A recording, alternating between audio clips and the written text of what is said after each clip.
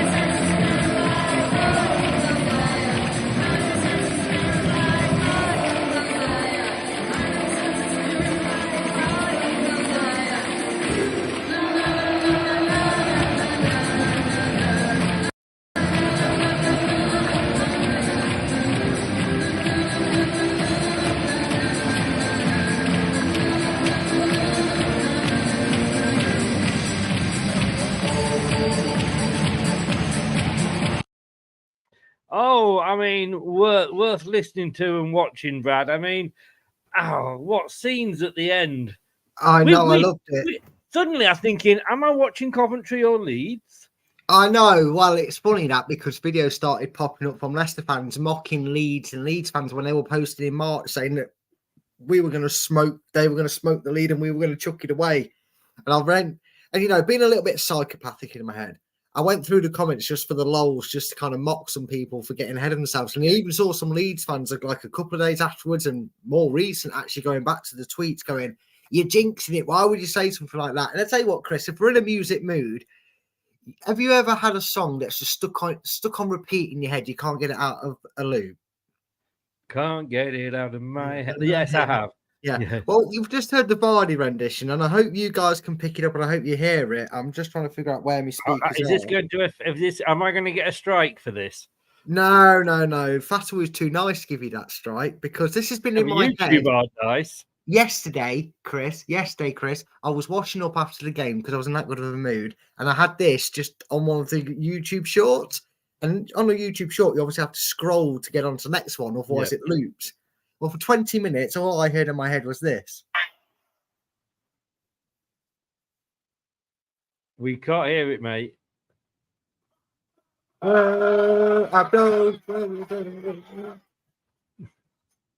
We can see it, but we can't hear it. Oh, that's a shame. It's the Fatou song, the only ABBA song you don't like that Leicester fans have turned this up. No, I do like it. I just, well, look, let's try this one. In my head all day, Chris. do you mean this?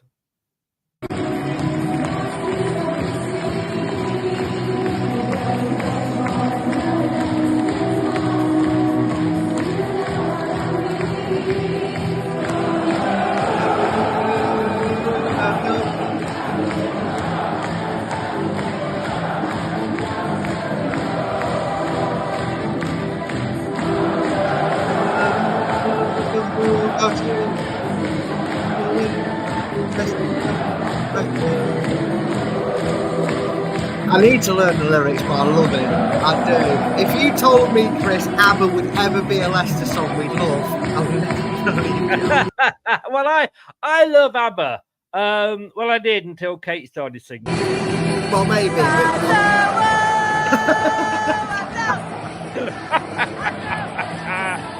Love you, Kate. Love you. I mean, look at the crowd. Pounds. I mean, the band soldier. Look at the players. Look at the players.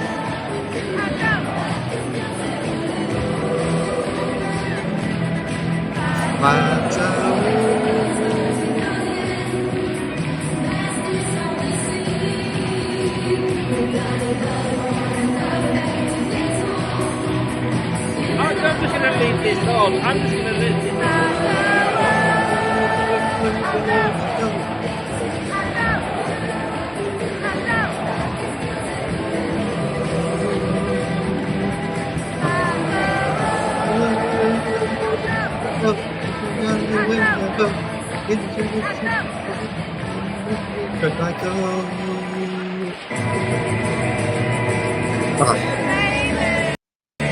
And then Dewsbury Hall following up.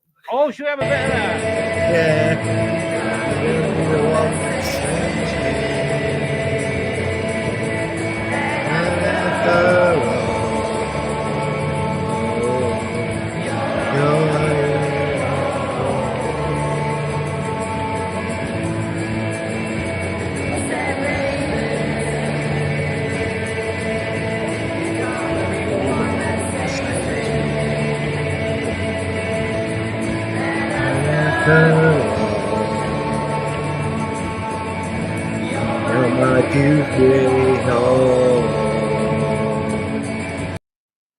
I always feel sorry for Caton fans on this side because they never really get to see them because they always it's a shame. But welcome to the LTiDtv sing-along, folks. Yeah. Hope you enjoyed that. It may get cut out later by YouTube. I don't know whether their algorithms will pick that up because with the singing over it. But we shall see. We shall see. Right, I'm going to get rid of that now because it is going to overlap what we're talking about. So just for now, let's overlap that and let's just soak that in 5-0. I just want to catch up with some comments, Brad, because we have done this a little bit differently. We have just lost a viewer. Whether that was because of Kate singing or not, I don't know. I think it was Kate. I think she came in and heard her own voice. Yeah, Spencer said, "Evening, Chris. I don't know what quite happened to Leicester whenever we play Southampton, but we wish we could play them every week." Yes, I wish so. Charlie's in. How many points to guarantee promotion? 3. Why do I stick? Depending on results. We are results depending, aren't we, Chris? Because a loss for Leeds at the weekend would have us promoted on a point, I believe. Yes, yeah. If they lose on Friday to QPR, and look, the league is that weird, anything can happen. But yeah, it's just a totally and utterly weird league. But if things go the way we think things are going to go, then let's just say we are going to need those 3 points would guarantee us. Then it's in our own hands. We've done it, sort of thing. Yeah. I've got a Preston fan coming on tomorrow night at 7 on the preview show, so we'll see what his thoughts are. Dara's in. Evening, Dara. Highfield. Hello, Highfield. How are you? John, we turned up. That's what happened. Great performance. He's not wrong. Italian lady. Italian lady Gala. I think he meant Gala. Gaga. I'm not sure. No, I'm confused on that one, Highfield. What about the Saints fan who spoke about Fatawu? Wasn't he nice, Brad?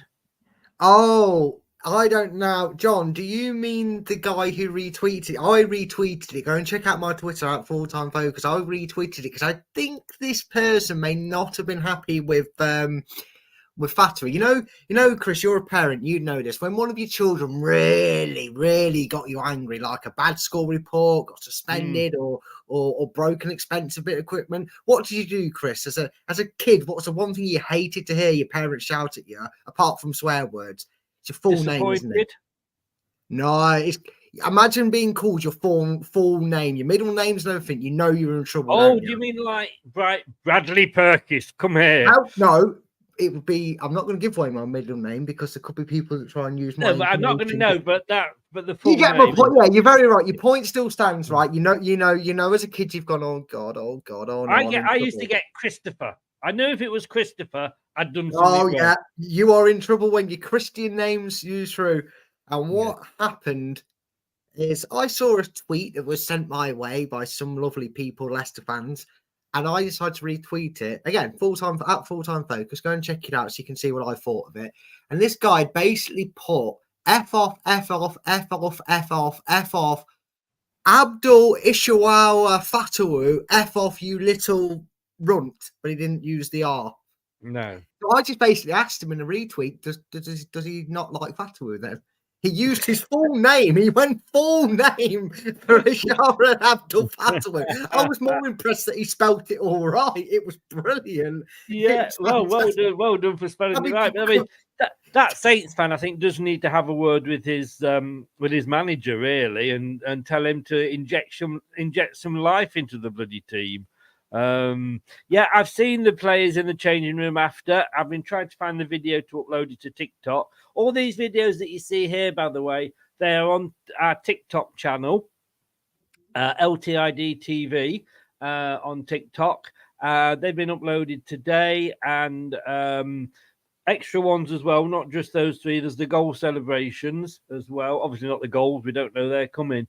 And also, if you like your facts and figures and a bit of fun, on this day, Leicester City on this day, uploaded to TikTok every day with a different little thing that happened. And you know what happened? Do you know who scored their first goal for Leicester on this day?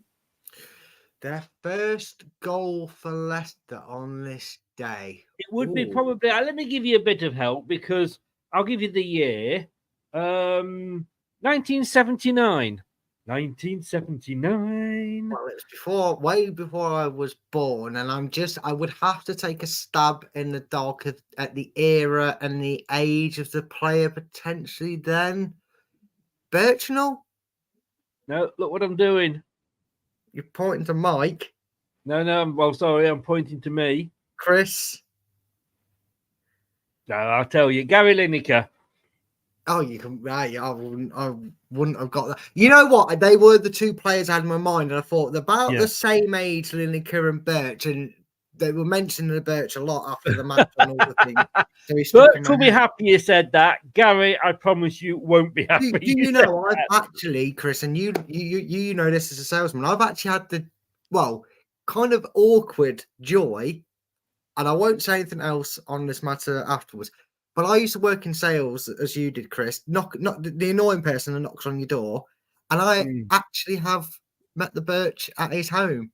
I've knocked and done. Really? He had a party going on, and he actually said, "No, you're a wonderful lad." I said, "I'm a big hero. He's a big hero of mine." I'd seen him around the stadium when I worked at the club a few times and spoke to him. He recognised my face a little bit, actually, to be fair. And so I've actually met him on his home, knocking doors. So imagine who you could bump into in a line of work. He is an absolutely lovely man. And I have to say thanks to him and his son, Dean, because without them, I wouldn't have got to see the trophy presentation when we won the Premier League. Also, I've got to be honest with you. When I had my heart attack, because, of course, Birch also had a heart attack, he rang me up, which was absolutely unreal. I'm thinking, who's this? You know, it's an unknown number. And I'm thinking, I don't know to this day how he got my number, but he rang me up and he talked. It was just, he didn't have, those things that you don't have to do. Yeah. He was such a person. And he said, look, I've been through it. You shouldn't be doing this now. And it was brilliant. King Power rocking. Yeah. Atmosphere was great. Still celebrating after the win. Roll on Preston. Let's hope we roll over Preston. Somebody said last night, did we take Saints to the cleaners? I said, yes, we did. And we also rinsed them as well. Hey! Yeah. Have you heard the rumours, though, Chris? This is breaking news. Abdul Fatawu is currently being held in the East Midlands airport. He's absolutely fuming. He thought he'd taken out any unidentified items out of his luggage just to fly away for the day. And it turned out he still had Walker Peters in his back pocket. Hey! Who was deemed the best left back in the Championship? Yes, indeed. I will play it again later, Terry. I don't want to get in too much trouble with YouTube. And somebody says that Vardy, here we go. Rob Tanner reporting that Vardy's in talks. To be honest with you, we've been linked with the guy from Man City again, who we wanted at the start of the season and went to Sheffield United. How can we be linked with players when we've got a transfer embargo? I mean, that is EFL embargo. It's not a transfer ban from out. It's just a transfer ban embargo from the EFL. And as we found out with this FFP situation, that won't affect Leicester once/if promotion's confirmed, which we're assuming it is at this point, Chris. So it is wise. And I'll tell you what, Chris, I've said this for years about it. We say this every season, Chris, about Vardy. I give up saying that he's done. I give up saying that this is his last season. Have us get the points addiction. Have Vardy stay here and have him keep us up, and then he can go off into his all right. I do it, fine, if that's what it is. Why not? Oh, well, exactly. I mean, I said this at the start of the season. Oh, yeah, there'll be a super sub. We'll come on for the last 10 minutes, blah, blah, blah. What do we know? But look, let's talk football, shall we? Well, we are talking football, but let's talk the game. 5-0. It was all pretty boring. It was all pretty boring up until the 75th minute. And then there was 6 minutes of absolute madness. Yeah, really, this isn't the first time Leicester have managed to do this to Southampton, just completely blow them away in 4 or 5 minutes of scintillating football. And that's exactly what it is. And I don't care if people say blue tints or not. It was scintillating football by Leicester. We have at times struggled to give man of the matches for good or bad performances. And this was one where, okay, obvious. The name is obvious with a hat-trick and an assist. You can't not give it him, in my opinion. But had it been 5 different goal scorers, Chris, we could have sat here all night and argued who deserved it for how. Well, the only player that probably didn't deserve it because he had fuck all to sweet FA to do would have been a Madsen, to be honest with you. Yeah, he didn't even have to think the ball out the net this week, did he? And I've got to be honest with you, it's for that reason we are not going to be doing a rating of the players because it's not worth it because they're all so good. I mean, I've got to say, though, even Jordan Blackwell gave Fatawu a 10. So, woo, there we go. Cool, I know. Okay. I know. There we go. Anyway, I've sorted my layout out. But yeah, look at that. Yeah, Fisher Waku there, apparently, according to Sky. I was that excited and it doesn't take a lot at my age. I'm not going to deny that. But I was that excited that I got mad for because it always annoys me. You know, when players have got 2 goals and the manager says, right, come off. Why? They're going to be hungry for the third. Maybe we can't afford the goal scoring bonus. That's why I tried to take him off. We got a 4th. But I'm going mad at Enzo. What the hell are you taking Fatawu off for? He's on his hat trick. And then it came up on the screen and I realised he's got his hat trick. I'd forgotten his first half goal.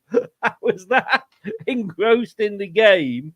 But I mean, all right, I'm going to say this, and you know, we're in a good mood, and you may laugh, but remember that that relationship between Mahrez and Vardy? Yes. Do you think it's starting to look a little bit like that with Fatawu and Vardy? It really does, mate. You know what? It's crazy how this world of football works, right? Because if there was ever 3 players that you could have pinged from Leicester's recent history, because I'm sure people would say, "Oh, this player, that player, this player," but you always get a group of players, don't you, that you think, "Never again am I going to see a talent like that," right? And we probably would say it's Vardy, Kante, and Mahrez.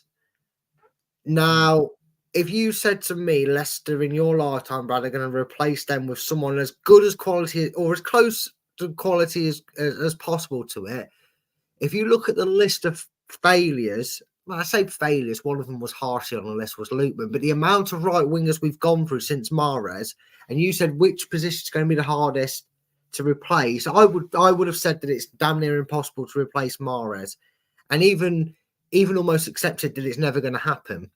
Because you can always buy a striker, you can always develop a youngster that comes through and does really well as a striker. And midfield's midfield. We've got Harry Winks now.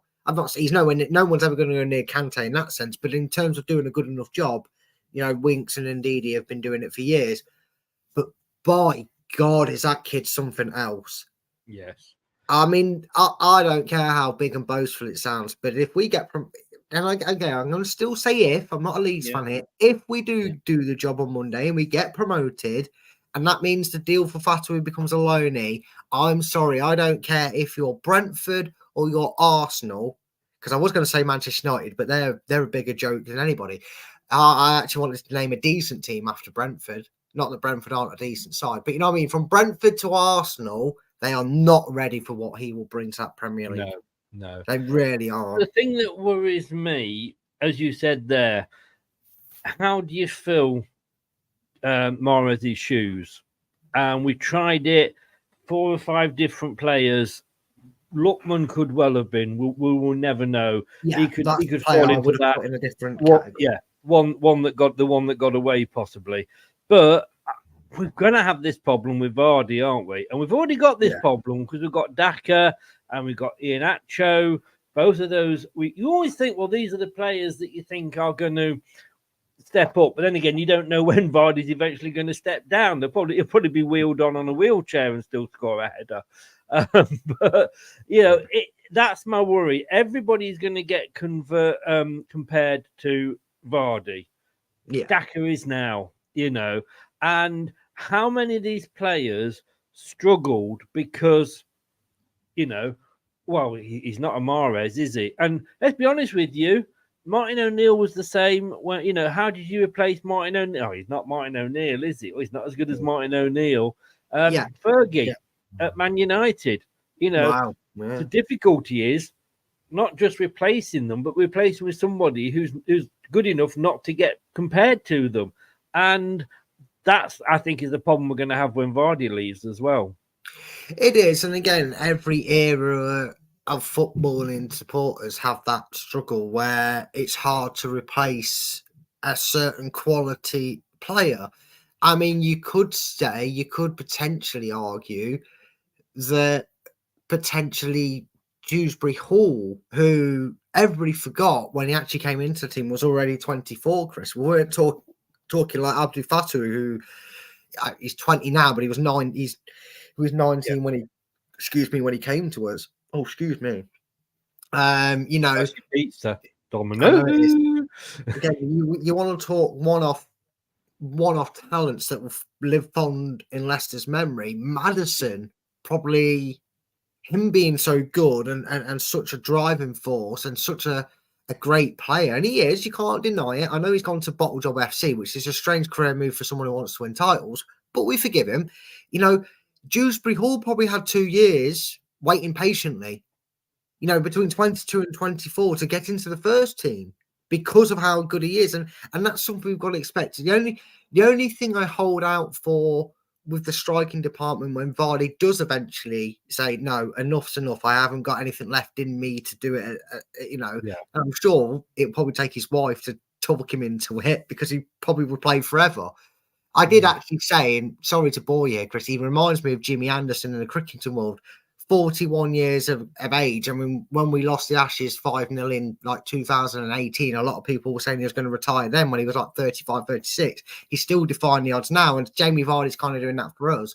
I have heard of him, by the way. Hey, see, it's like Tierney in the women's side. You know one. Yeah. That's all you know. I know one. Played for Lancashire. Yeah. That's very true. And you know what? He's a Burnley lad. He is, and he literally plays in the ground that's literally down the road from Old Trafford. He plays. He does. He's got a stand there, actually, the James Anderson stand. But my point was, the one thing that holds me instead for, and I'm going to maybe touch on the only slight concern I had about what I'm about to say, though, because he didn't play last night and he had the opportunity to, given the scoreline and the occasion. We have got a 21-year-old in Tom Cannon. You know, so we've got somebody here who has the potential to step up. I just hope we've maybe not missed the boat to kind of get him ready for next season, if you know what I mean. But, hey, we'll cross that bridge when we have to come to it. There's the starting lineup. Look, I don't want to keep going on about Daka, but you know my feelings on Daka. He isn't in best form at the moment. As long as we're all fair with the players and give other players as much criticism as we give, you know, to Daka, we don't. As Leicester, we like to have one player we can hate on. We've always got to have that. You know, we've said that in the past about Chilwell, and at the moment it's Daka. Yes, he is missing some sitters. I think he should have been left out now until the end of the season, just for his own mental health, to be honest with you. But then the boss is saying, well, look, you know, maybe he's saying to him, you've not, you know, you at the moment, just something's just not clicking for you, but I still have faith in you. I can't give you my number one position, but I will still have you on the bench and you'll still get game time. So I think there's that in it. But I also think as well, when you come to the end of the season, end of the match, as a defender, what the worst thing you can see is a fast player coming on. And in a sprint, let's be honest with you, you know, if both of them win the London Marathon at the weekend, my money would have been on Daka, not Cannon. So from that point of view, I kind of get it because, you know, yesterday, all right, it was 5-0. We were never going to lose. But if you 1-0 up or 2-1 up, you want the ball in the opposition half where they can't hurt you for the last 5 minutes or so. Get Daka running at them. And that's the only reason I can think why Cannon is not starting. And for me, it maybe suggests, and again, we don't know FFP and all this rigmarole we're going to have to go through before we can even think to talk about it, but contract situations, potential signings, potential departures. The only thing that signified to me, though, Chris, it was 5-0. It was absolutely dead. Southampton were done. They were cooked. They were dead. Yeah. They were on the proverbial beach, as Southampton fans have said themselves. Now, considering we nearly let him go to Bournemouth on loan on the last couple of days of the transfer window, Chris, and the summer transfer window, and it seemingly looks like Iheanacho has either admitted and said, look, I'm going to move on. You know, I want to be a number one striker, so I am going to move on regardless of your position next year because he doesn't get played. He doesn't get on the bench sometimes. That just says to me, and people might have to deal with this if we don't get much transfer action this summer, because that's a possibility with FFP. if he's choosing to still put Daka on when the game's dead and buried and not give Cannon a chance to flourish some goals, and I can kind of see the argument. Daka give him some confidence back, try and get a goal in a game that's dead just to get him confident again. But that says to me, if we don't have a Vardy next season, which it sounds like we still might do if the contract rumours are going to happen, that means his number 2 at least is going to be Daka next season. Because there's no way somebody like Daka in the form he's in and the confidence shot he is, and you keep backing him if he's not going to be seen as wherever we are next season, I want him here. Yeah. You know what I mean? That's to me says Enzo's made up his mind. Maybe another one that's turned his head and wanted to stay at Leicester and work hard and keep his place. That says to me that you Daka haters out there may have to get used to him next season, because for me, if he's picking him over Cannon, mate, that tells me he's number 2 on the list. And Kells hasn't really done anything wrong. When we needed him just before we needed Daka, he was he got a few goals for us, and he can come deep. And I'd like to see him play in that role just behind the main striker. But look, as much as we love players, Christensen, another one, is by the sound of it, he's tearing it up. Is it Bologna he's gone to? Bologna, he's tearing it up apparently there. But he's not the positional player that Enzo wants, and maybe it's the same with Kells. It could be, and look, if it is the case, then that's the case. And we've also got Boubakary Samare out on loan at Seville, so Leicester kind of got that in the back of the mind that they're going to, potentially turn them loans into transfers. There's a deal there to replenish some money and do something about it. And I think that's what's made the decision. Maybe Kells has just said, look, I'm going to be honest with you. I want to move on. And Enzo's gone, well, if that's the case, I understand it. But we've got Cannon that can do your role. So I'm not, even if, and I'm sure he is because he's a lovely bloke. Even if Nacho's gone, don't worry, Gaffer, I'm still 100% committed. I think Enzo would use him if he really felt the need to. But if he's not using Cannon, who's very similar, that tells me as well that he's going, if I am going to use someone to drop back deep and get the ball and then run out of defence, I'm going to use Cannon. Sorry, mate, but thank you very much for all your services. That team there, though, no surprise, really. We knew Ricardo was going to come back in. And as good as Hamza was, and let's be honest with you, man of the match performance against West Bromwich. Sorry, did you just call him Hamza Chowdhury? Did you just call him Hamza? Because Chris, you got to remember, he's Mascherano. That's that old Busquets or whatever it was. Isn't that what the Brendan renamed him, didn't he? Oh, don't mention that seal. But no, look, he had a great game. Obviously, the hat trick of off the lines, etc. But as good as that was, we always knew that if Ricardo's fit, he is the better player, and he was going to come back in. I think Ricardo coming back in, I felt sorry for Cody because I thought he had a decent game, but we haven't got that speed that Faz does offer us. Justin Doyle, toss a coin really with those two, isn't it? And the rest of the team you can see. But I did, I don't think we should read into this because obviously Hamza Mascherano did actually come on in the match and help see it out, and which I think is his. I think that's his perfect job, to be honest with you. Yeah, it is, and this is a good role that he has. Just give me 2 seconds. Yeah. He's saying goodbye to his neighbours, everybody. Goodbye, good neighbours. It's flatmates. Goodbye, flatmates. I mean,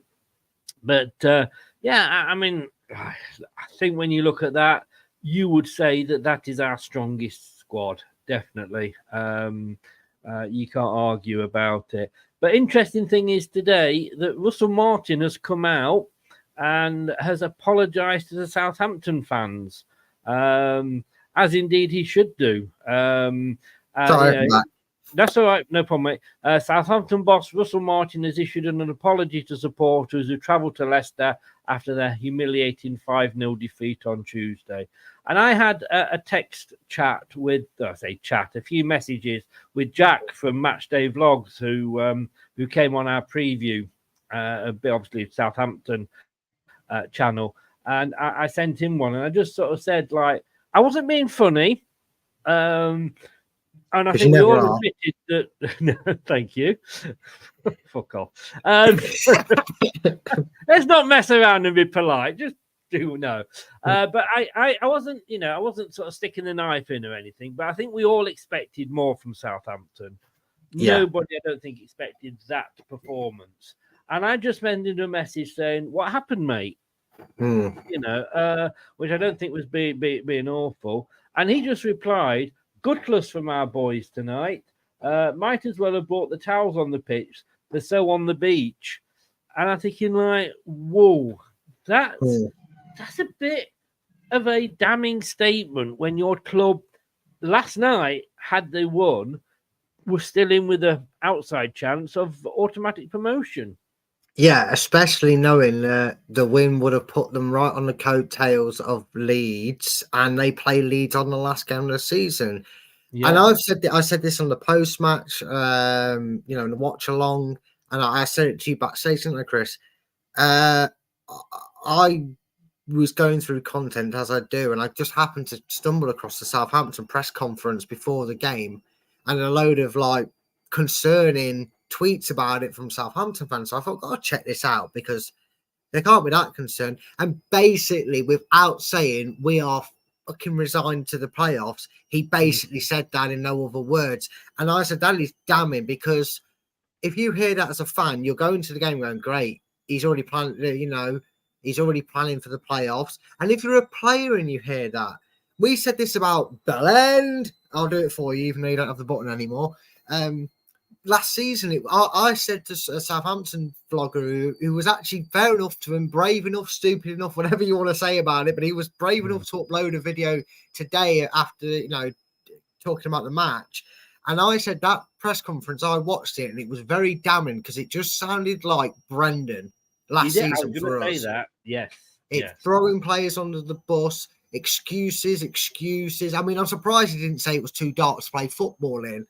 Because he pathetic this, pathetic that, defense. And it's like, you cannot do that to your players. Because let's get it right, Chris. Let's just pretend we're Southampton for a minute. Anyway, now I've done that transformation. My other point is, Chris, whether the players look like that on the beach or not, I can't blame them if that's what the manager's saying. They've got potentially 3 big games to follow once the season ends, because they've got 2 semi-finals and a final to be prepared for. How are you just shutting it down straight away? He's come out on that statement, and he says he's apologising to the fans because we need the fans to pick us up and well, I'm sure that's your job as well. He'd said, because I hadn't seen that, but you told me before the watch along. And I'm Brandon-esque, isn't it? Yeah. Oh, I'm sorry, fans, but don't leave me for being a twat.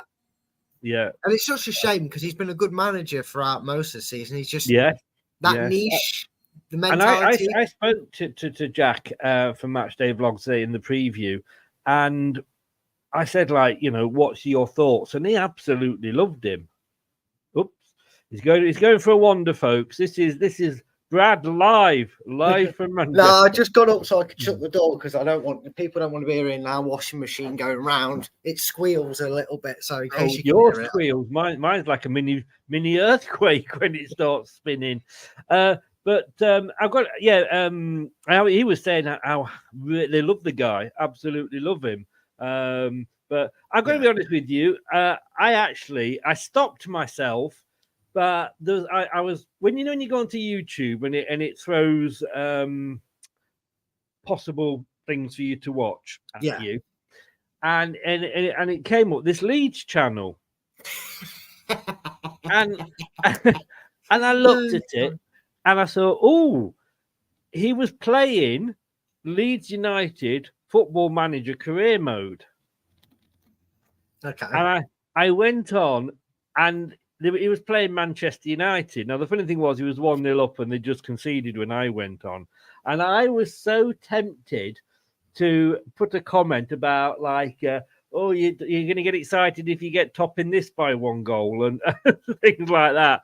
But there's a few too many Leeds fans, and I thought, you know what? I just can't be arsed at the end of the day. Stoop to their level, Chris, because a lot of Leeds fans are have learned the hard way over the last few weeks, Chris, to not get ahead of the Yes. no, put the cart ahead of the horse, as it is. Exactly. Well, look, I asked you this yesterday. Well, I asked Luke this yesterday. I'm going to ask you today. Do you want to see some porn?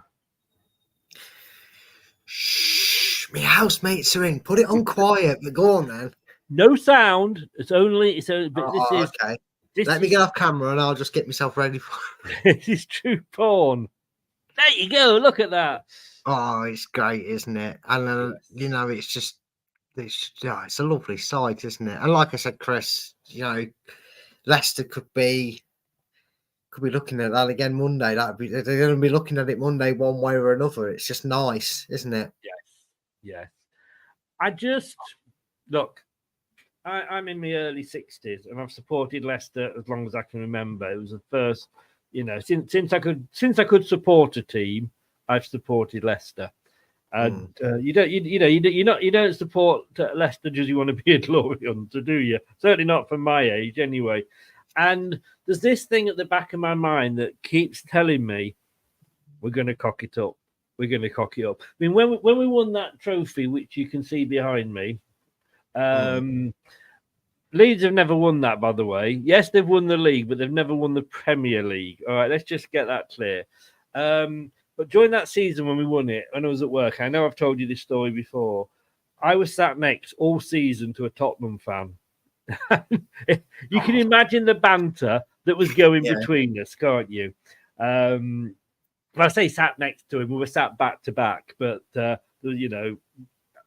which is as close as Tottenham got to a Leicester City spot, that's it. If we'd both reversed, we'd have banged into each other. There was nothing between us. But all season, and it was great to have that banter, because it was banter, because we were mates, work colleagues. We used to go out for drinks after work and what have you. So, there was no hatred or nastiness there. But we were both sat there, and both of us all season were going, we're not going to win this, We're going to cock it up. We're going to shoot ourselves in the foot at some point. He said it's just a typical Spursy thing to do. I'm saying, but it's, this is Leicester. We're the kings at shooting ourselves in the foot. And I was worried because that was obviously our game in hand. So that's gone now. We haven't got that advantage anymore. That has gone. Having had that bit of luck against West Brom, and it was luck. We can't say we deserved that win, but we got it. And that's all that matters at the end of the day. So, as you said, and as I said, it's about results now, not performances. But I just felt, wouldn't it be such a Leicester thing to do to now go and lose to Southampton? Okay, we didn't. We went and, rinsed them, as we say. But Preston, you can see down there in 10th, nothing to play for. They're out there probably to spoil our party. We've only got 2 games to go. Wouldn't it just be like Leicester to cock it up? I mean, it would be, but at this stage, Chris, you would have to say it would take something phenomenal, because I can just see Leeds or Ipswich dropping points, and that's all they need to do. And that's the thing; the pressure is right on them. I have been saying for weeks, even when we were losing to QPRs. Even when Leeds went top for about 3 days and jizzed over being a goal in front of us, I was saying Leicester, like any great battle, Chris, when the battle or the war is finally poised, you always find that one side finds a way to tip the scales in their balance. Right? And I always said, Leicester need to get to their game in hand, which we played last night, already at an advantage. And we managed that, right, Chris? We managed that. And again, I agree with you, and we all said it, whether we felt we deserved it or not, which we didn't on chances created, but the only stat that matters, Chris, what do I always say? It's the goals. That's the biggest stat of all. We won that game, and we got part one of part two of my masterful plan done. We were ahead and we had a game in hand. Last night, I said this before we played West Brom, and I reiterated it afterwards. If we beat West Brom and Southampton, done. I know not mathematically, and I know typically Leicester could lose both games, but I guarantee you, even if we did lose both games, Chris, I guarantee you it was going to lose. Leeds drop points, because even though Leeds won an absolute thriller against Middlesbrough, it still wasn't comfortable for them. It was very uncomfortable, and an offside goal or a late goal by Borough could have ruined their chances to we could have been promoted last night had that gone a different way. Yes. So, and I just don't see it, Chris. I just don't see it. Of course, typical Leicester. You know what's going to happen now, don't you, Chris? We'll lose to Preston. We'll get nervous for Blackburn because Leeds will win and everybody else will win. And then we'll go 3-0 up inside 20 minutes against Blackburn and wonder what we were worried about. That's just how Leicester do things, isn't it? Yes, and we've got to be careful we don't sort of celebrate too soon. But I've got a quiz question for you. Oh, forget. Adebayor! You say that every time. One day. No, we're on a Leicester channel. If it's offside, it's DJ Campbell. Yeah, that's true. Since the turn of the century, and you've got to think when we say century, that is like 2000, not 1900. Since the turn of the century, only 6 clubs have won 30 plus games in a championship season. Fulham, Newcastle, Wolverhampton Wanderers, Manchester City, Reading, and you can guess who the other one is. I'm disappointed, Chris. I'm really disappointed. I thought you was going to ask me to name all 6 and I could have done it. But it's Leicester. There's the 6th. Well, you probably could have done it because you would have seen my tweet earlier. No, actually, no, I didn't. In fact, I'll be honest with you. I probably would have I would have said Sunderland because I thought they went up on 100 points. But I knew Wolves, Reading, Newcastle and all. So I probably wouldn't have got, I'll be honest with you, I probably wouldn't have got all 6, but I would have liked the challenge to have named all 6. He ruined it, folks. He had one job. But yes, it's impressive. One job. I know. I'm sorry, Brad. I'm sorry. I will try and find another quiz question for you. And again, do you remember that impressive Wolves season when they didn't even get to 100 points? Leicester win 2 more. They've done it for a second time in their history, gone up on 100 points.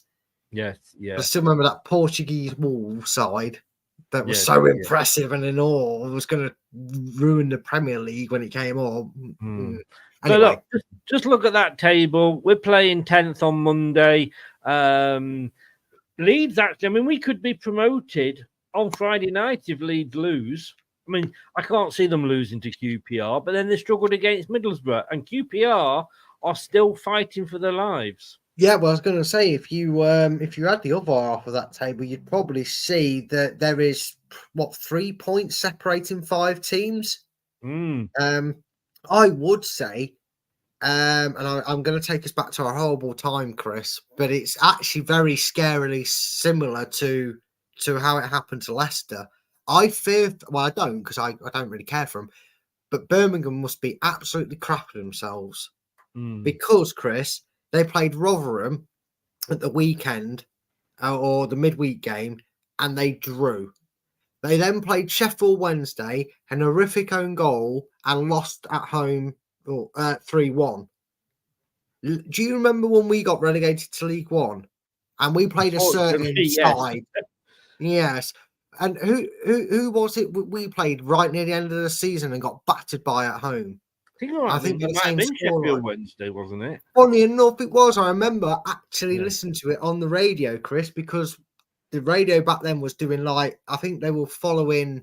I can't remember who was down there with us at the time, but it was kind of going between radio stations. Yes. And as it gone between their radio station and ours, he came back to a loud cheer, and the bloody Sheffield Wednesday fans have scored. So I'm not saying history's doomed to repeat itself, but Birmingham, you couldn't beat someone at the bottom, and you got stuffed by Sheffield Wednesday. They curse you. So, well, Huddersfield have got 44 in 23rd, but Birmingham 22nd, 46th. But then from Sheffield Wednesday in 21st, I would say up until Stoke in 17th on 50. all right, Millwall on 53, Watford 53, but I think technically they're safe. Not technically, but you know what I mean. Yeah, they're safe. Yeah, But Stoke, QPR, Blackburn, Plymouth, Sheffield Wednesday, Birmingham, any of those could go down depending on the way results go. Queen's Park Rangers, I mean, I thought they were dead and buried at one stage, so they have given themselves a lifeline. So they won't lay down at Leeds. I'm not no, sure they certainly won't. who's at home for that one. You know, oh no, QPR are at home, so it's actually at Yeah. Loftus Road, which is a very tight stadium. Yeah, and it's going to be bouncing, Chris. They're going to want to secure their own fate because it is in their hands. And okay, if others below them win, they'll still have to take it to the final day. But this is they're going to make a big occasion of it. You know, we did last year, even though it was all doom and gloom and we needed results. We took a loud crowd. The atmosphere was great. We've always had a very good party atmosphere on the last day of the season. All right, last season wasn't really a party atmosphere, but the atmosphere was, you know what I mean? The atmosphere was still good. It's not going to be easy, Chris. And if you said to me, what would you rather have done last night? Played Southampton at St Mary's or at King Power? Every day of the week, I'm picking King Power, but just purely on that basis. And Chris, who knows? We could do it like we did when we won the Premier League. We could win I wouldn't win the title, but we could get promotion without kicking a ball, as you so rightly said. Yes. That's the form table based on the last 5. We're back up there. Leicester in third. Don't know why they've got us going down one, but look, we're in third. Leeds, look, they're down there in 11th. Wait a minute. I can't see them. I just can't see them. Yeah. It's another team that was going to piss the league and not lose a game. That's the Leeds fans. Very, very quiet.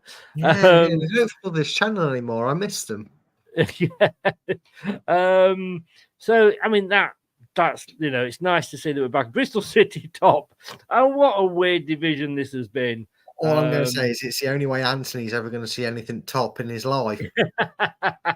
Well, when you send me the table over tomorrow, I'll have to see how we did this weekend. Well, just like you wouldn't have predicted Bristol City to be top of the form book, somebody forgot to predict the fixtures. So I can tell you Anthony's non-moved on his points or situation. Really? Anthony. I triple checked. The league is up to date, barring tonight's game. Because obviously there's a game tonight. I think it's Coventry Hull, isn't it? So, is that tonight? Yes, I believe that is tonight. Coventry Hull, because their FA Cup one. I know there's definitely a game tonight because it was on the list. So barring that, the league table is all pretty much ready to go. Safe to say. Here we go. You're quite right. And at the moment, Coventry City 1, Hull City 1. See, I kind of want Coventry to win it. And the reason being, Chris, is Coventry have to play Ipswich in their game, their proverbial game in hand. And if Coventry win tonight, they will be playing Ipswich, knowing a win will put them 3 points outside the playoffs going into the final game of the season, Chris.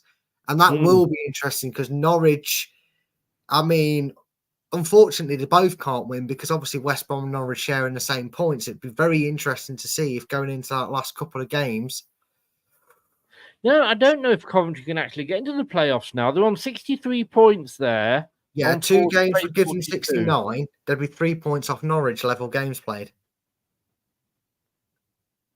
Oh, yes, then they've still got... They'd be level. They'd be 3 points behind Norwich or West Brom. I was thinking they've got 2 games left. They haven't. They got 4. Hull City went ahead in the 31st and Coventry went ahead in the 36th. I have to be honest with you. I don't know who you want to go up with us. I'd like to see Ipswich go up.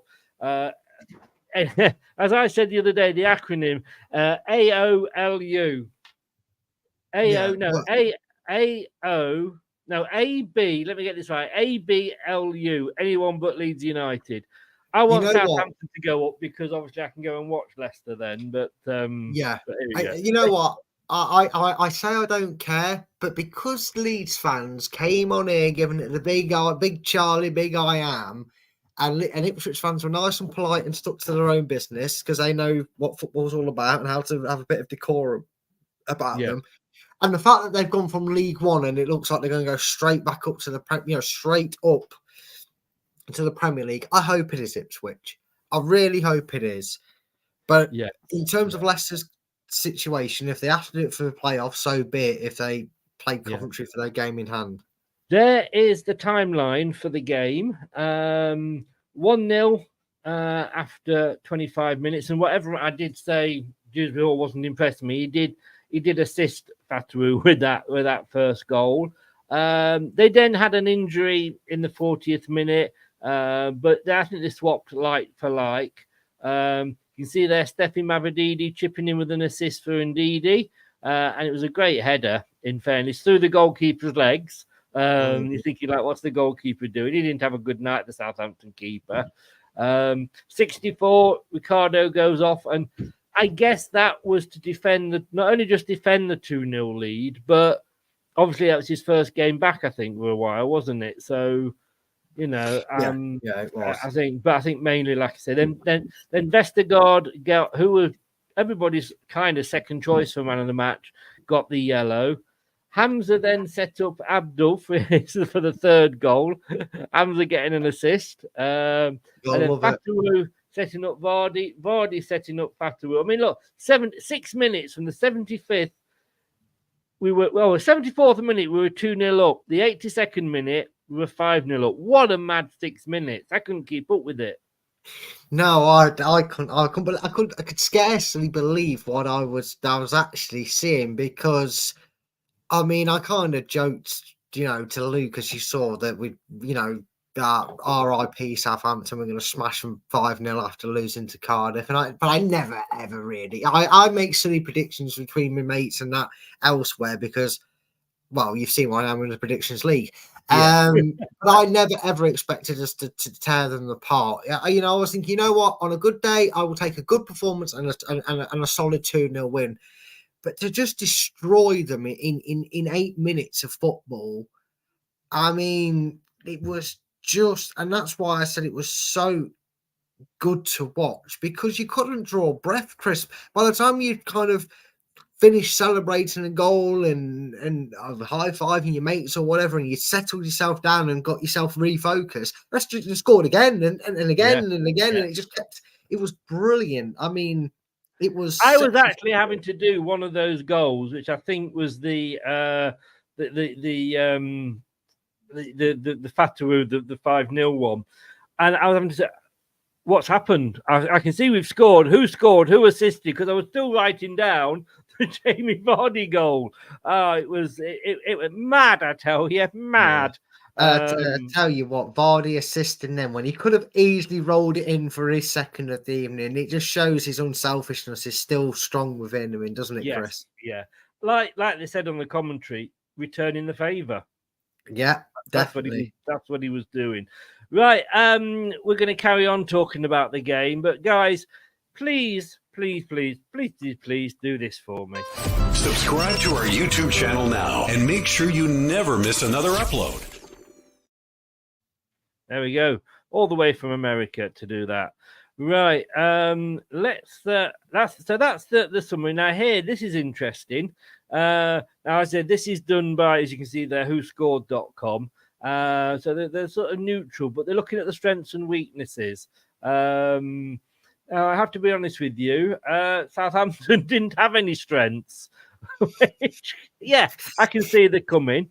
But Leicester's was created a high number of chances relative to their possession, but we only had 30-odd% possession. We're effective at creating goal-scoring opportunities from through balls. We're effective, at creating goal-scoring opportunities from long shot situations.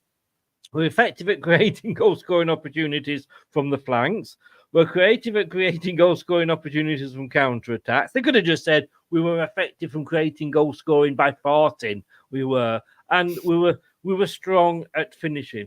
That is the performance that we felt has not come for a long time. And you could argue whether that was our best performance or not, or was Stoke the better performance, or Southampton away. To me, at this stage of the season, against a team that should have been fighting because they still had a chance of an automatic, that for me was the best game of the season, and certainly the best 45 minutes in the second half.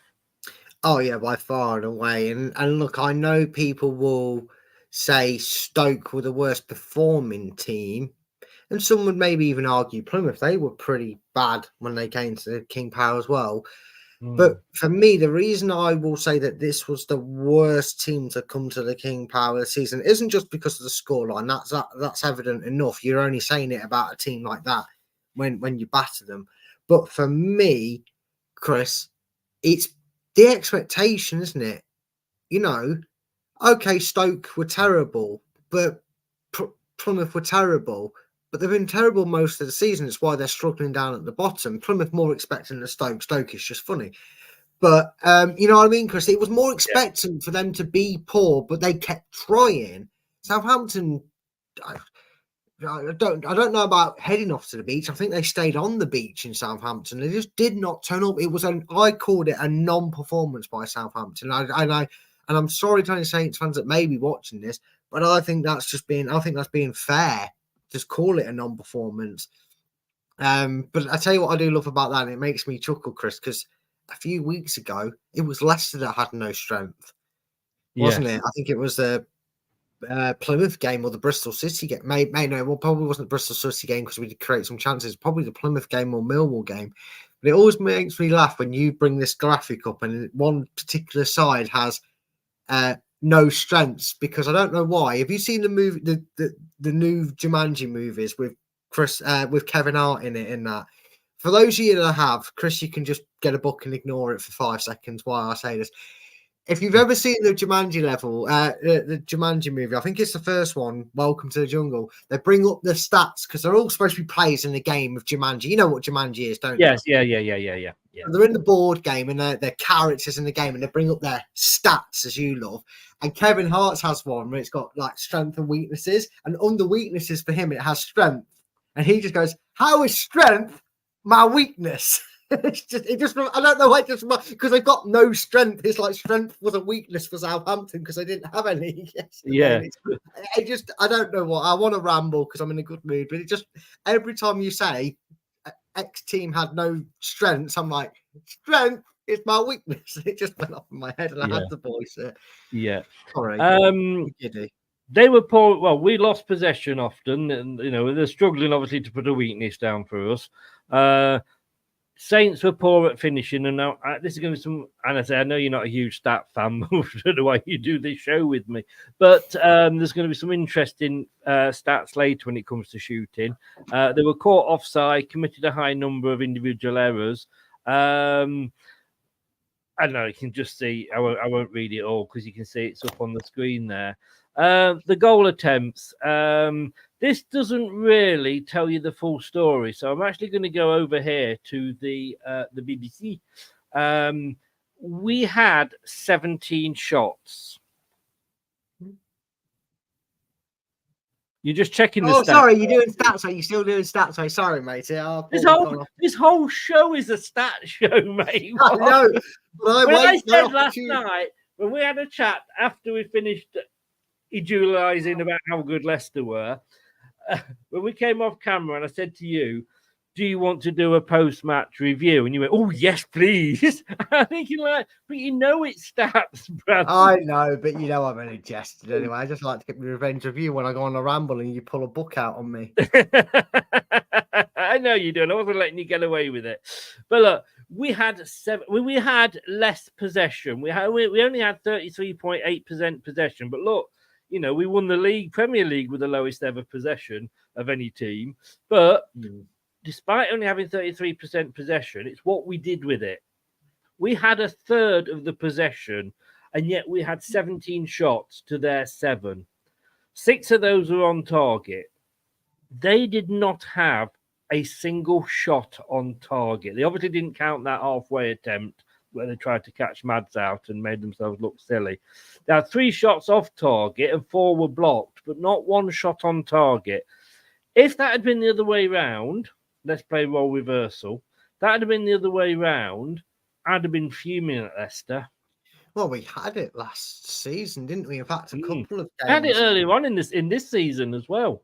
Yeah, Yeah, and we did, and I can't remember who it was, but I still remember one game we talked about where we both said, even Matt Elliott said, Leicester have waited till the 90th minute to have a chance. They don't deserve anything from a game, and that was the biggest shock, Chris. Look, sometimes you can blow an opposition away, and then you take the foot off the gas and you allow them to maybe annoyingly get a goal or at least have a couple of chances. The fact that they didn't even muster one shot on target. In fact, ironically, the only shot they technically had on target was already flagged for offside. So that they couldn't even give them that as a pity, No.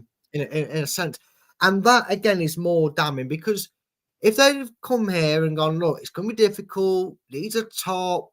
They're going to want to back up their win and promotion. And I'm sure there were some Southampton fans that went to the game going, you know what, I if we win, brilliant, but I'm expecting us to lose because it's Leicester, but at least go out fighting. Again, with the mentality of knowing that if you do lose, barring a miracle, you're definitely going to go to the playoffs. Take some momentum, take some pride, because we've always said, Chris, you can lose games and the majority of fans can accept it in the sense that if you put in an effort, like if Leicester play Man City and we get beat 4-2, but we can sit here and go, you know what, we gave as good as we could. Fair play, it's Man City at the end of the day. We gave as good as we did, but we got the result that most people are expecting us to go. You still feel quietly confident that they're going to take something from that and work on it. What the hell can you work on that as a Southampton player, as a manager, as a coach? How the hell are you supposed to pick a team up from absolutely zero effort? I mean, the only good thing, They'd already lost to Cardiff, which they shouldn't have done. No. I mean, when you look, this is a team that broke their own record this season for the number of consecutive wins. And then they came. I mean, Jack again from Matchday Vlogs. I'm sorry to sort of keep bringing him up, but I'm not sorry. He came on the chat. He was very kind to come on the channel. We did have a bit of a shirt off, I must admit. His bad shirt against my training shirt, which is pretty awful, but it's loud. He was trying not to, but he was bigging us up. And no, I didn't mention that game. I thought it's better to let it lie now. And in fairness, I think their under 18s beat, I don't know if it was Derby or somebody, 9-0 the night before. So yeah, fair enough. But he was saying in a way they didn't really expect too much because it was Leicester and where we are. And I'm thinking, hang on, I didn't sort of go back to him. I'm thinking like, you've just gone on the best unbeaten run, ever in your history, and yet here you sat in fourth and you're saying, yeah, but we expect to lose. I'm like, I mean, whether the fans, are starting to sound like the manager, I don't know.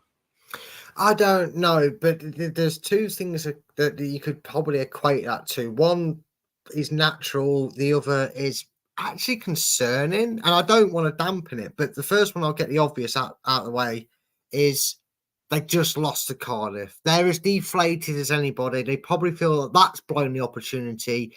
And the worst thing you need to look at the fixture list when you've just lost the game you should have won is going, oh Christ. Sorry, just to say, Hull City 2, a penalty in the 46th minute.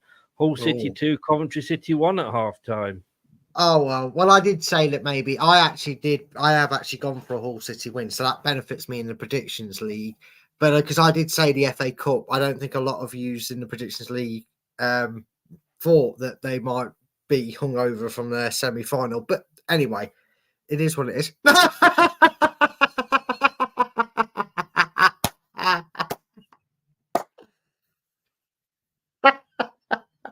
Yeah. Man, you were a duster or what? No. I mean, I didn't realise it was an equaliser, but I just realised for about 30 minutes or 40 minutes, man, you were losing to Sheffield United, but Harry Maguire's just equalised. But it was funny just to see it. Oh no!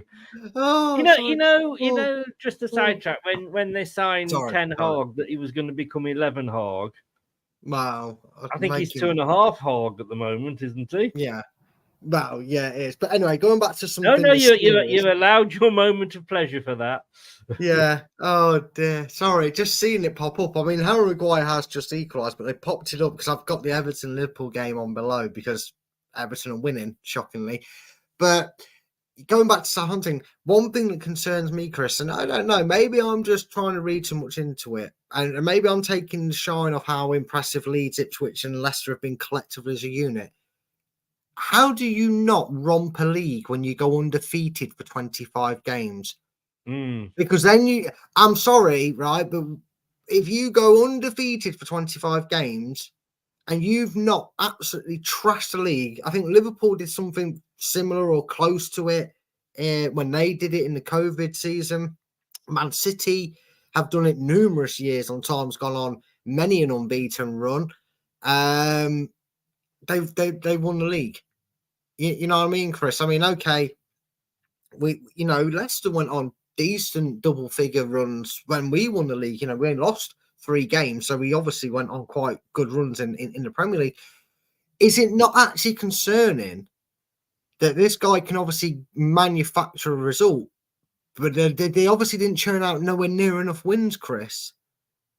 I know people might say, yeah, well, but Southampton might still have a points tally that any other season would have got them up. Yeah, but you shouldn't even be in a playoffs. I'm sorry, but that's half the season, Chris. That's over half a season. You've not lost a game, and in all fairness, even if they'd have beaten Cardiff, they're still miles behind. Well, it's over for them effectively, isn't it? Now, so unless they score 20-0 yeah. win or something. Unless they win big and Leeds lose. Yes. Yeah, obviously they I mean, are. They've actually won 25 games. They've drawn 9 and they've lost 10. Well, that's the difference, Chris. We may have lost about the same amount, but we only have 2, 3 draws? 4 draws, but we've lost 10, 4 draws. But we've got those, as we discussed earlier, we've got those 30 wins. And again, I mean, maybe people in the comments, am I being too harsh because Ipswich and Leeds and Leicester points-wise have exceeded expectations? Am I being harsh on Southampton, or am I right to think that maybe it's a bit concerning that you don't lose for 25 games in a row and you still can't get anywhere near the top 2? I think in a normal season, in fairness, 84 points would be enough to see you in the top 2. Well, but would it though? Because Burnley were 90 odd and 87s were second. I don't know. Yeah, again, maybe you're right. Maybe I'm being unfair. Yeah, okay. Maybe I'm being unfair. A little bit, but this is the weirdest of weird seasons. You've never had this many teams on 90 points. No. Okay. I mean, we could get 100. We're the only team that can get 100 now. It would be nice to do that, wouldn't it? Yeah. But 94, 90. Ipswich got 89, but they're pretty much going to get the 90. So 3 teams there on 90. Only 2 of them will go up. You could finish this season on 90 points. Any one of the 3 of us technically could still end up in the playoffs. Let's not, dismiss that because we are Leicester. A team that has got 90 points could end up not getting promoted. Yeah, I mean that is amazing. It's kind of like, was it last season when Wrexham and Notts County had 100 points? And obviously that division's different. It's only 1 slot for automatic promotion, but to get 100 points in that division, like you said, 90 plus points and not go up. Yeah, it is something. Okay, maybe I am being a little bit harsh on Southampton, but it just doesn't seem right, does it? To say you did all that and then imagine saying that to someone and they're going, "Oh, where did you finish that season?" And you're going, "Oh, well, we finished 4th." You'd be like, "Eh?" And then finished 4th and didn't go up in the playoffs. Yeah. But now this is something you don't see very often. Leicester had 379 passes. Southampton had 745. Sometimes I was watching that game last night and watching them playing around the back, as I say, every team seems to do these days. I'm thinking Leicester playing in red and black, because it looked like it was almost like role reversal, wasn't it? It was, and do you know what it looked like, Chris? And I bigged it up at the post match, and I'm going to big it up here and later on in the show. Yeah. It was Leicester doing a plan B because teams had figured out how to do to us what we did to Southampton, which was completely nullify them. And I'll go into more detail. The contrast between Leicester having 34% in this game compared to the Premier League season when it won is that 34% became in the Premier League season, Chris, was backs against the wall, ready to hit on the counter, punish sides. Whereas I'm sure in the show we'll get more evidence to maybe back up or maybe even dismiss what my brain saw it last night as. We had 34% possession, but we penned them back, Chris. We penned Southampton into their own box. In fact, our first goal, Chris, came from keeping Southampton penned into their own half. Yeah. Interesting of anything on there is the last one just in the passes section, and that is the short passes. Because again, and it happened a couple of times, Winks to Mads to Winks, Winks to Vestergaard to Winks. But we've got over half or under half of what Southampton did. And you probably cover this, so tell me if you are. And I don't want to jump on your bandwagon there, but you're going to have your section in a bit. Long balls. Mads was it happened against West Brom, and it happened last night. He was going for the long kick out more, wasn't he? Yeah, and again, it's testament to that whisper that's been mentioned a few weeks by Enzo himself that a plan B was sort of in the works. Because only a few weeks ago, Chris, when he got bemoaned for that goal, was it Birmingham? Who was it that scored it where he kicked it and he hit him and it went straight in the net? And it was like, I can't remember. Somebody will tell us in the chat. I can't remember, but I remember the goal. Yeah, because we said about like Chris Wood did it. Against that goal. And Enzo came out and said if he hadn't done that, hadn't tried to play it out the back, he would have got dropped for Stolarczyk. Yeah, if he changed his style in the second half, then he would drop him. Yes, yeah. Which again is testament to the players' belief to stick to what the manager's telling them to do, to trust his ideas and thing. It worked in that game as well, and changing things up and taking not a completely different approach, because there was points in that game, and all right, maybe more when the game was dead and buried, it was easier for us to do, but it was still parts of that patient, knocking around nicely, keep the ball periods we had, Chris. But it was nice to know that we wasn't just all bark and no bite about having a plan B, if you know what I mean, Chris. We actually initiated it, and obviously it was clearly tactically thought out by Enzo, because it brought us success throughout the evening. It is. Now, here we go. The next one up here is there's two there that, as you can see, that we always cover, positional reports. The top one is the attack sides, and interesting to see. Pretty similar if you obviously consider that our left is their right. Remember, Leicester are in red for this because the blue team's always in away. So don't want people looking at that thinking, oh, Leicester. No, Leicester on the left. We're in red because we're the home side. We had 41% down our left. They had 41% down their right. But we do seem to be concentrating more on that left, than the right the last few games. Yeah, to be honest with you, it's been an even keel for the majority of the season, but Leicester have what I'd call more of an explosion of pace down that left-hand side. Dewsbury Hall's on that left-hand side of the midfield, in the sense of he's the left side of the centre. He's the left centre mid, if you will. You've got JJ or Doyle as the left back. You've got Mavadidi on that side, and then obviously, Vardy's just a Duracell bunny. He could be any side of the pitch if you need him to be.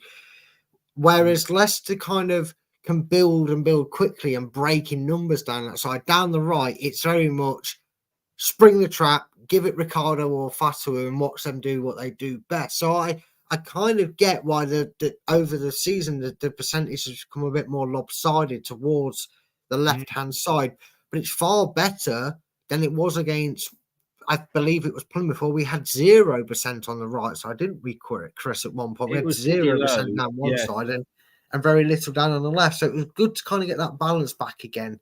Yes. But I do And if you understand look why at we're a that- bit more. If you look at our shot direction, 29% from both sides, 41 down the middle. I would be concerned as a Saints fan if I'm looking at that. 71% of their attack down the middle, or sorry, shots were down the middle. To me, that's, I know everybody has the majority there, but you're not going to get much from just shooting from, and you will see where they shot from in a minute. But that's very high for just shooting from. It is shot direction, yeah. Shooting 71% of their shots came down the middle. Yeah, and again, we kind of do this. Don't say, this team was bad. Credit them for being good. You look at that and you say you've got to give credit to Leicester, because they obviously forced Southampton into the middle. They forced them. They didn't allow them to pass it out wide and get into spaces out wide. They didn't allow them to have their moments to break Leicester down the width and get in behind Leicester. So they were kind of almost like, marshaled, if you will, by Leicester to go. The only way you're going is through us, and you ain't going to do that with our, two-layered defence in front of you. So, it was one of them, like, which one is it? You're going to come through the middle or you're going to do nothing. And in the end, they didn't really do anything. That's why the percent is so high through the middle. We forced them into it. Yes, yeah. Now then, let me ask you a quiz question for you. Well, not a quiz question as such. You've got 3 areas where you can shoot. So you've got the 6-yard box, the 18-yard box, and then obviously which is the penalty box, and outside the 18-yard box. Where do you think most shots should come from? Inside the box, I believe. Which box? Got 2 boxes. Well, inside the penalty box. The penalty, but not the 6-yard one, basically. Not the 6-yard box. So inside the penalty box. Exactly. That was the answer I was hoping you would give me. Otherwise, my next slide would have been a waste of time. So well done, Brad. You got that right. Gold star. Here we go. Leicester City, 6% of their shots were from inside the penalty box, inside the 6-yard box. 76, and I'll just say that slowly, 76% of our shots were from inside the penalty box, the 18-yard box, and only 18% out. Compare that to Southampton, 57, over half of their shots were long-range attempts. And I think if you're forcing a team to have, the majority, over half of their shots from outside the penalty box, you are doing a good defensive job. Yeah, you are. I always say if you're forcing a team to have their shots from either outside the box or even some of that percent that's in the box is like basically just inside the box, because you know what these statistics are like. If it's literally on the line, it's classed as inside. But if you're basically asking you're telling the opposition, if you're going to shoot from outside the box, go for it, because you're either putting it into the crowd 9 times out of 10, or we're going to be stood here, sat here as fans going, you know what, fair play, that's absolutely pinpoint top corner, there's nothing you can do about it. And and we kind of accept it, don't we? If you're shooting from 30 yards out and you rip, you do a fatwa and rip the corner of the net apart, all right, fair enough, mate. All right, fair dues. You've hit a wonder strike there. But if you're doing it, you're doing something right with your team mentality and your defense on a whole. If you're saying that over half their percent of chances, which wasn't many, was outside the box, we will force them to shoot from no man's land. Yes, yeah. This surprised me. 22% of the play was in our final third, as in our, in front of Mads. 29%. It's always highest in the middle. That's a given. You know what I mean? I don't think that's always going to be the case in 95% of games at the most action, unless you're Sheffield United, but yeah, most action is in the centre of the park. But I thought it would have been a bigger gap. 22 in our final third, 29% in their final third.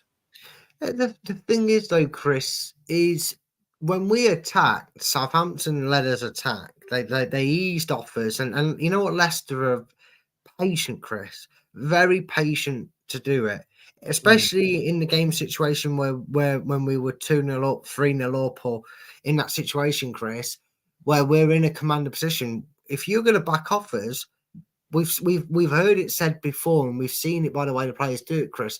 They're in no rush to go out and bust a gut to try and make it a 4-5-6-0 game. They happen naturally, apparently, if you just do it like this, if you ask Leicester. But you know what I mean, Chris? So it's probably surprising, but if you was to look at that in a different light, 22% of the action was in our box, Chris. Probably 80% of that is us. Yes. And 29% of that, I would say 80% of it was very clinical because we scored 5 goals at, that 28% of the time we spent in their box, we scored 5 goals. So, you know what I mean? It doesn't show it in that sense, but if you think about it, how the game played out, Leicester controlled each part of where that ball was in terms of where it was for the majority of the match. Can I just say this is completely this is what I would call me having a Dave moment, completely going off topic here. But in the English National League, Solihull Motors earlier on beat Halifax Town 4-2, and apparently that is already the promotion playoffs qualifying round in that league already. Can you believe that we are literally, in this position? It just in 5 minutes since we were. Hey, Enzo's arrived and all this, so here we are. I know. Blink of the season's over, and I can tell you why that is the case, Chris. The National League's a little bit strange. It's the only division, I believe, maybe the South and North are the same as well, but it's the only division, Chris, that because it only has one automatic promotion zone, which baffles me because they could just fix it by making it 2, but they have an odd number of spots then available. So there is the game you're on about, I believe, is a one-off playoff. You kind of have a playoff to get into the playoffs. It's so strange, but that's the game you're on about, is the playoff to get into the playoffs. Can't believe, like you said, Chris, it does feel like 5 minutes ago we was like, oh, Enzo's here. Oh, we're getting new signings. Oh, these could be good. And now we're thinking playoffs are around the corner for teams. It says here, National League playoff quarterfinals.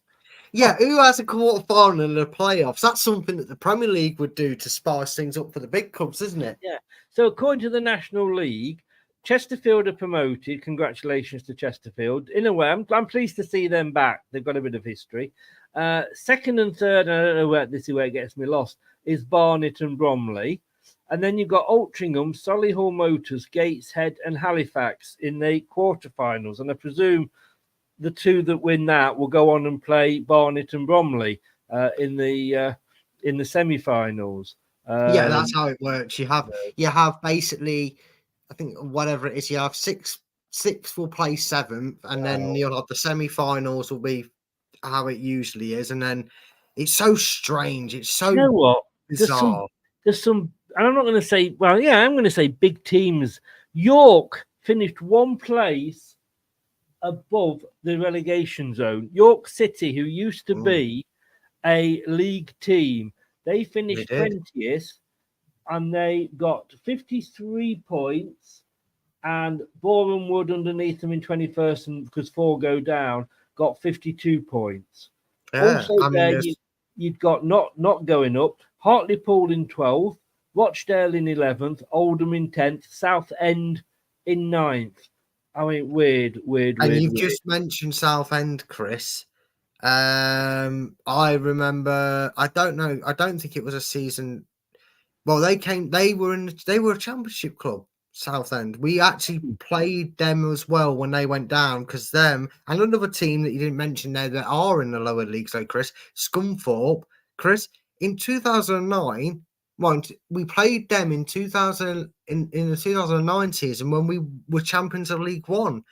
In fact, we played Southend in the last game of that campaign and won it away because that infamous Matty Fry pictures there in that yellow and blue kit was at Southend, and they're now not non-league sides. Yellow and blue kit, but not a brown kit. Let's not go there That mysterious again. brown kit, though, I've definitely seen. It might have been a special one-off kit, and that's why it's not registered as a kit. But I know there is a kit in. Maybe they're just embarrassed by it because it's brown. But look, just guys, it's going to be the time of the show, and it's been a long time coming. Hang on. Well, Yvonne's just popped in. Hi, Yvonne. And Jacob is in from Arizona. Hello, Jacob. How are you? Come on, Leicester, up the Foxes. Nearly said Forest then. Well, up the Foxes. What a ride it's been since I fell in love with Leicester 5 years ago. Mate, I fell in love with Leicester 50 years ago. And they say following Leicester is a roller coaster. Sometimes it makes you feel that sick, I'll tell you, mate. It is. It's also not good for your heart, is it, Chris? It isn't. No. I blame my heart attack on Leicester. But straight after this, we're going to come back. We're going to talk sense now because it's Brad's tactical bit. Leave a like now. Please do like, but it's all over to Brad.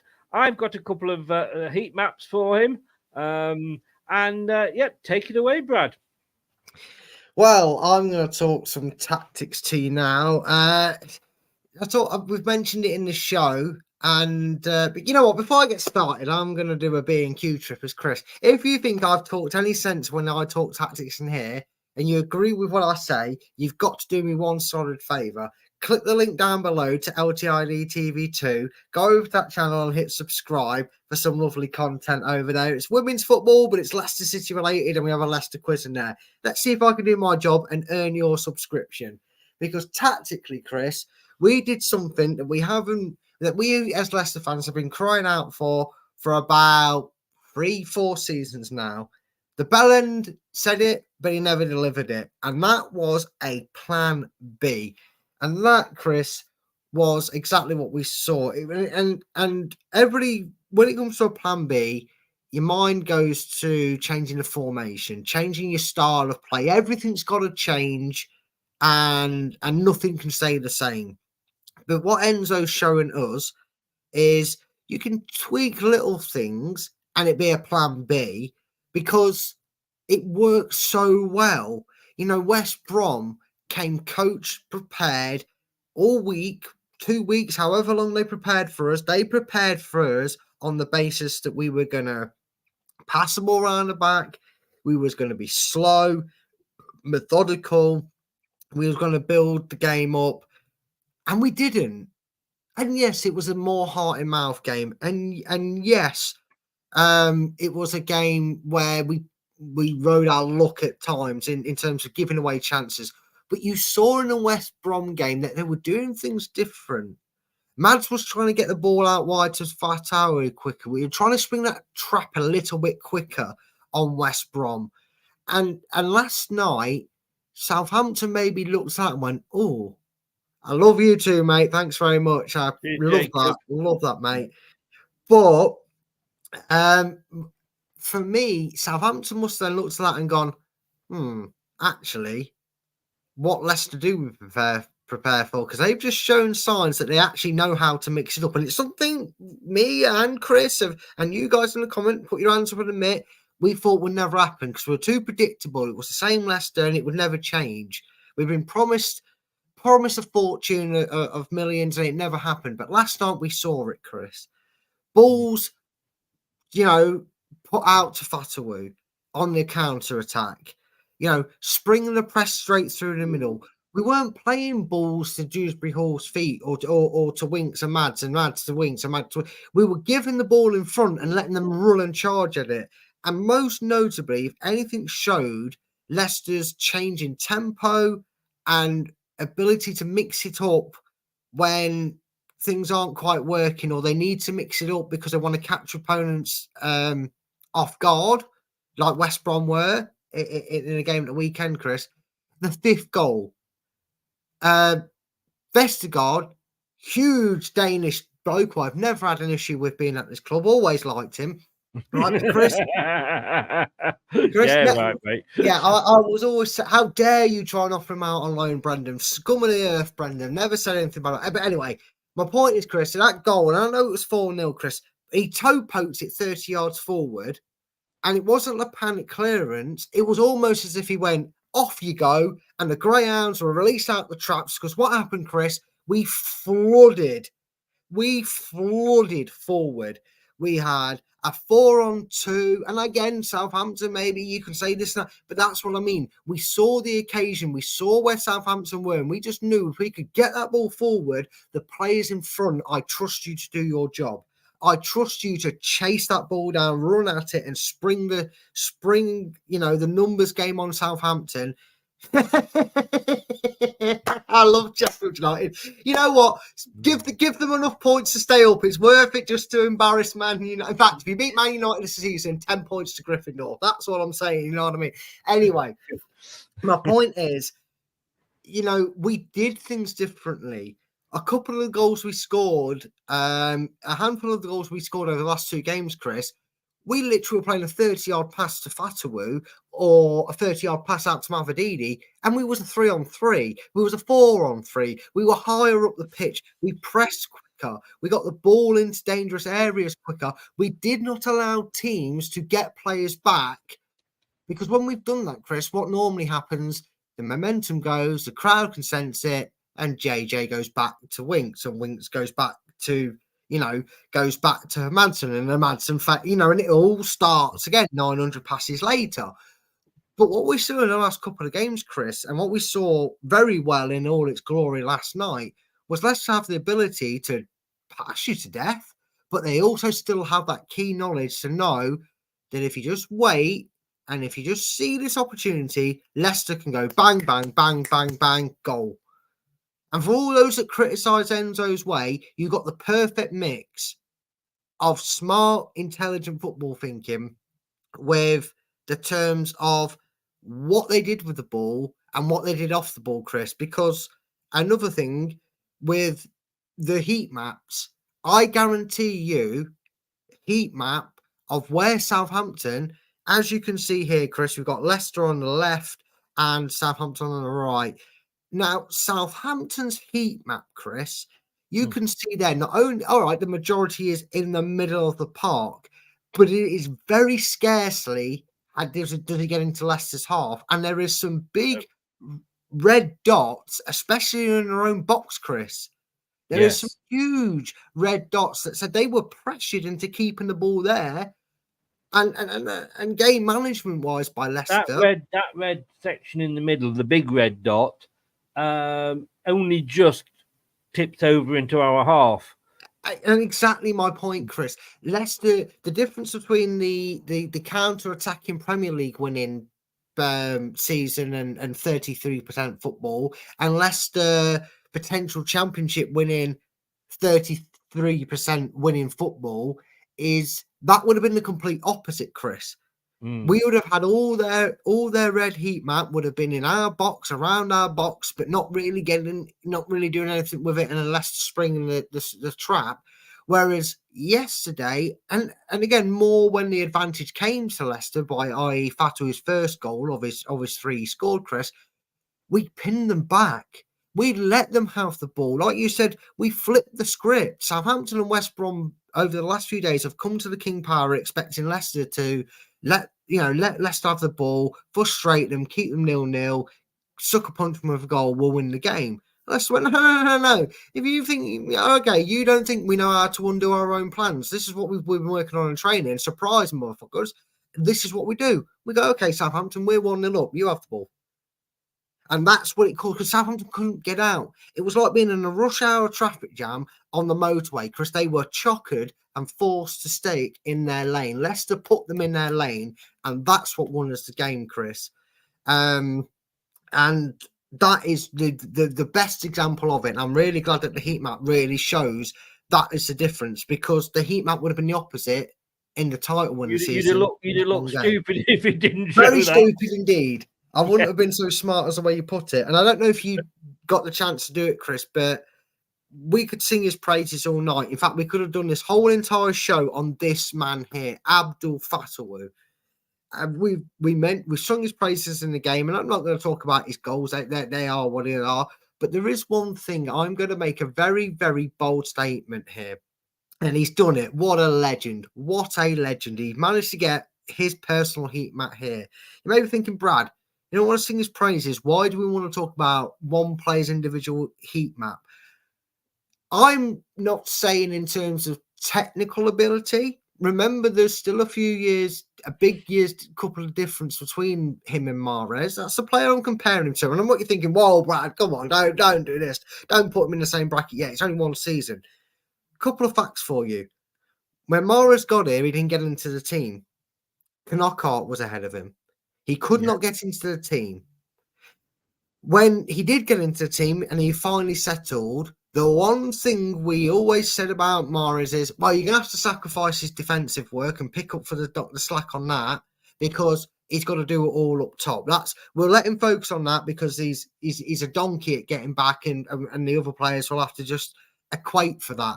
This kid is double Duracell batteries. And I say kid because he only turned 20 this year, Chris, right? And, look at that heat map. Yes, naturally, in the attacking sense, it is a lot brighter, a lot more obvious for you to see.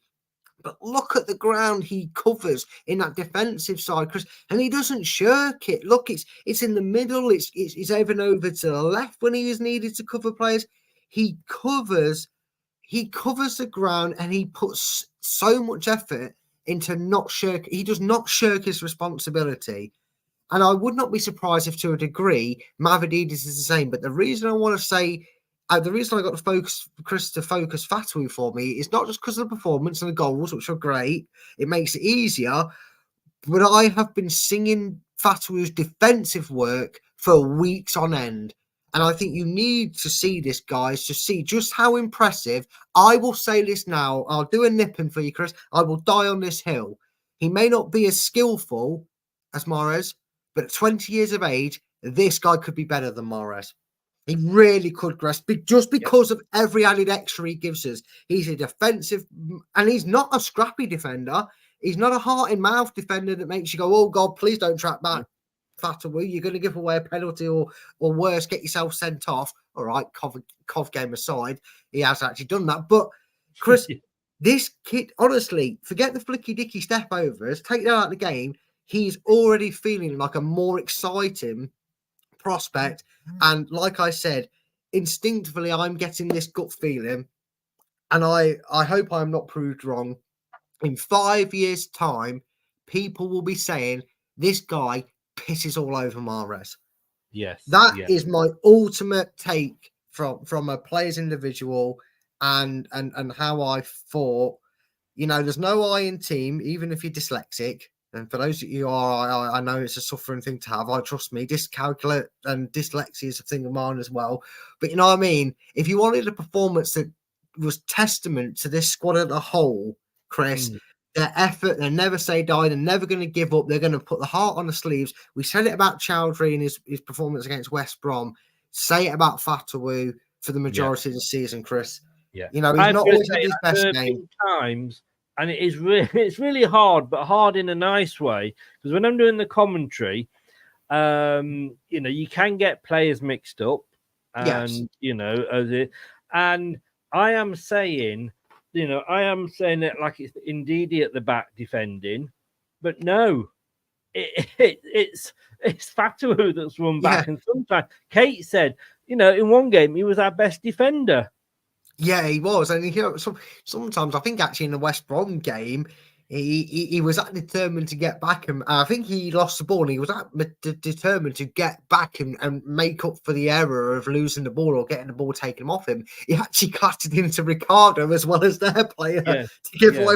And that just shows his passion and commitment. And I love that about him. And if someone said to me, get Mahrez back for prime Mahrez back, Leicester's prime Mahrez back for a couple of seasons, or 11 Fatawus. Give me 11 Fatawus all day long. I mean, give him a bit more height to go in goal with, but you know what I mean, Chris? Because he's got a leap on him as well. He gets up aerially, scarily. how good his jump is. You could probably stick him in goal, he would save them. Well, yeah. But yeah, my 2 takes on the game. Brilliant. But no, excellent as always. And can I just say, if anybody is watching, that wasn't the highlight of the show this evening. That's the highlight of the show this evening. Oh, bum. Yes, if you enjoyed it, remember, guys, that I've rolled up my part of the deal. You've got to do yours now. And oh my God, Everton 2, Liverpool 0. You're battling a title. You're battling a title. Oh, Klopp might have to stay another year. They thought they were going to win everything going out. I've got to say, look, we have our banter with Leeds fans, don't we? But there are some nice Leeds fans out. Carl, is one of them that comes on this show regularly. Every club has its nutters. I'm just enjoying the fact that it's gone so quiet on my YouTube feed. But one of the nicer ones that we do get in is Drum. Welcome along, Drum. Hi, Chris. I'm out from behind the couch for 5 minutes. It's scary out here at present. I think you are safely promoted now. We're Leicester, mate. Nothing's ever safely done with Leicester. He then goes on to say, my team is, of course, the one and only Leeds United. Sometimes I wish that wasn't the case. Imagine things are much happier in the camp now. Congrats. I think that's done now. Look, we can't presume. I'm 63. I've followed no other team other than Leicester as my main team. Yes, I went to see Poole Town when I moved down here, but they're never going to, follow the local team. Exactly. Lovely local. In fact, I ended up working for them for a long time, stewarding, and then in the ticket office. But you will know I'm 63. I've followed Leicester since I can't remember. I mean, my first game that I remember watching was the FA Cup final of 1969. I remember watching it on black and white telly in the lounge, and that's my first memory of Leicester, and it was of Leicester losing. And, having followed them, and I was born in 61, so having followed them all that time, you never expect anything of Leicester. You really, really don't. But as we said earlier, one team, whether it's us, Leeds, Ipswich, one of us is going to be a team with 90 points that doesn't get promoted. And that is absolutely weird. Man United have equalised, apparently. But it's only Sheffield United. I mean, equalising against Sheffield United. It's like getting taken to penalties in the FA Cup semi-final by Coventry. Oh, wait. What? We're not going to... Yes, 10, 2.5 hog. Look, we're not going to do player ratings. It's just there's no point because they're just going to be all 9s and 10s. You know what? I will save the trouble for you. But for those of you that maybe are starving, I will tell you this now. Hermadsen gets an 8 for keeping himself awake, and the rest all get 10s. Does that make you feel better? There you go. For those that you needed your ratings, it was 10s all round, and it was an 8 for Hermadsen for staying awake for 96 minutes. Yeah. After the game, we all on the watch along, we all went for our man of the match and our team performance. We all went for Fatawu, and we all gave a 10. But this is Alan, and I have to say, in fairness, Alan's actually older than me, so that's how long he's been supporting Leicester. He goes, as you know, he goes to every home game, every away game, and an absolute gentleman. I've met him a few times at games, and he is, I say, a gent. And he goes to all the games. He does the rating. He sees it as a fan at the match, not just watching, as we do on telly, and you don't always see the full picture. He agrees with the rest of us. He's gone for Fatawu. Winks apparently has gone off crying for the week. But he only went to 9, and I'm thinking 5-0 and it's a 9. But look, that's what Alan's gone for. Maybe he felt he couldn't give a 10 for some reason, but it's Fatawu. And whether it's a 9 or 10, one person's 9 is another person's 10, Brad. Yeah, exactly. And I'll tell you what, Chris, It's the first time for a very long time, I think. If at all this season, we've all agreed on the man of the match, and even on a good performance, Chris, we've normally had different ones because it's been so impressive. And like I said, Chris, had the goals been equally spread, 5 different goal scorers, we probably would have been shouting at 4 or 5 different man of matches. It's just wow, what an individual performance we had. But what more can any player do, whatever his position is? Because the defenders score. Look at Walshy, look at Elliott. We won a League Cup final thanks to 2 goals from a defender in Matt Elliott when we beat Tranmere. But what more can a player do? Gets a hat trick and also throws an assist in for fun as well. Yeah, exactly. I mean, I know we don't like to just give man of the match awards to the goal scorer or the winning goal scorer. We've said it a few times. Some people give it Vardy because he scores the goal that ultimately wins the game, but probably didn't have his greatest game. But Chris, hey, you ready, Chris? I just thought of this on top of my head. Quiz time, Chris. Are you ready? Go on. Abdul Fatawu was involved in 4 goal contributions out of the 5 Leicester goals, assisting Jamie Vardy and scoring 3 himself. Who was the last player to give 5 goal contributions in one game for Leicester? 5? Yeah.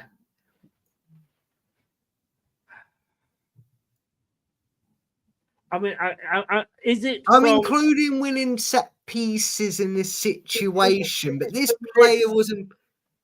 Is it from this season? Season before. Oh, the Great Escape season.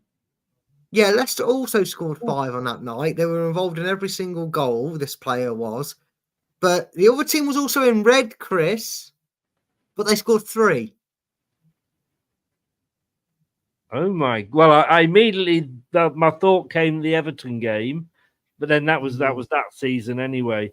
I then thought QPR because we put 5 past them, didn't we, on the last day or something? You are right, we did. However, in that game, Cambiasso scored, so and he wasn't assisted by this player and that. And in the game you were thinking about Everton, Andy King scored, and it was a direct. It wasn't assisted by this player. In this particular game, Chris, I'm not going to go for the obvious one, which would be Mahrez. No, you'd be wrong. It isn't Mahrez either. No, so I'm right that it's not Mahrez. Yeah, it's not Mahrez. Don't fall into that trap. And well, he's just popped up in the chat there, and I would say yes, as he's put here. I would have agreed with and gone for Jamie Vardy. And he would be correct. Manchester United 3, Leicester City 5. Jamie Vardy assisted. Oh God, yes. Assisted Cambiasso, won 2 penalties, scoring himself as well. He was involved. He had 5 goal contributions that game. 5-3. How could I forget that game? Well, Chris, I literally said to you, we scored 5 goals. We played a team in red, but we conceded 3. And you went, Everton. I was like, for fuck's sake, shoot me. He's just said Everton to a team playing in red. Away kit. It could have been. I don't even. Excuse me, QPR, who's the other team? They play in red and black hoops. Yeah, well, maybe, but still, when you said Everton, as soon as I said they also played in red and it was at the KP, and you went Everton, I was like, oh, for fuck's sake, no, Chris, no, red.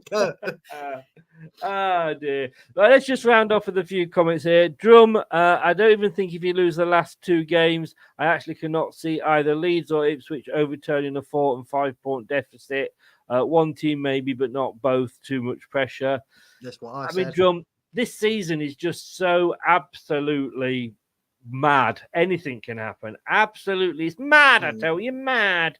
Fatawu better than Nadia Comaneci. For those old enough to know the significance of that. I am old enough to know the significance of that. The little lady, if I'm getting it right, the little lady from Russia who was on the beam or she was on doing something in athletics, and she got 10s or in the am I right, Drum? And that's who I'm thinking. And Jamie's gone early prediction for the Preston game 2-1 to Leicester. Well, as long as you can manage another game again, Jamie, because you played 2 big games and you stayed on for most of it, but have a bit of a rest. don't avoid training for a couple of days and come out on Monday and sock it to Preston. Yeah, and make sure Enzo pays you on time so you can get them Red Bulls as well. Yes. before the game. Romanian. Yes, she was Romanian, of course. Well, all right. At that time in the world history, Romania, I think you could say, was part of Russia. I'm grasping at straws here, but yes, I got the right person, the right scores, the right. The fact that it was, athletics, in the gym and whatever they call it. I got all that right. I just got the country wrong.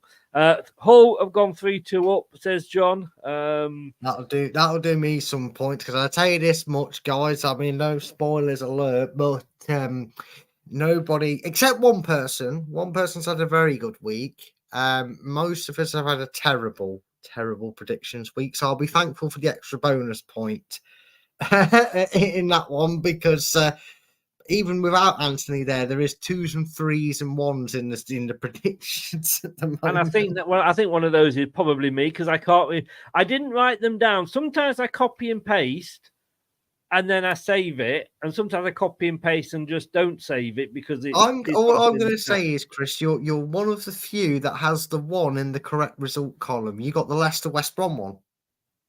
So I've got at least 3 points. At least three. All my draws came on the wrong day, though, I believe.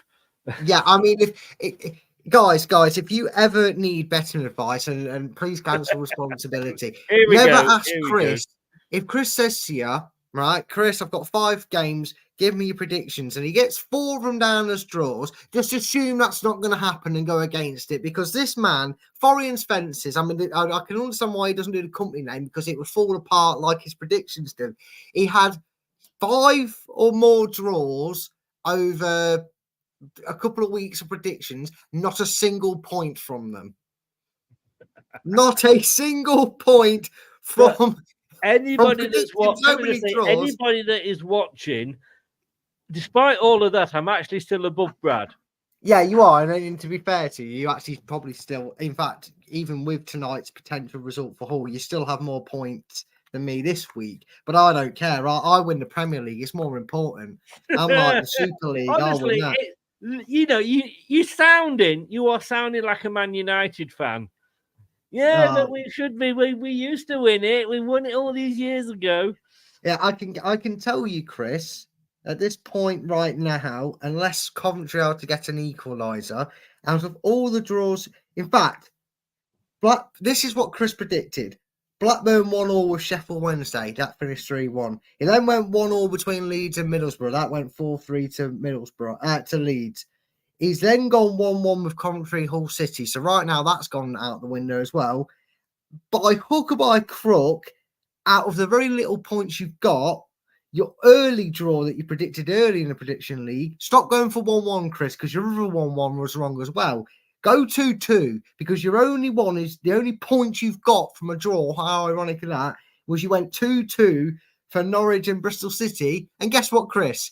They finished fucking 1-1. You can't even get it right when you do. You get a point for it.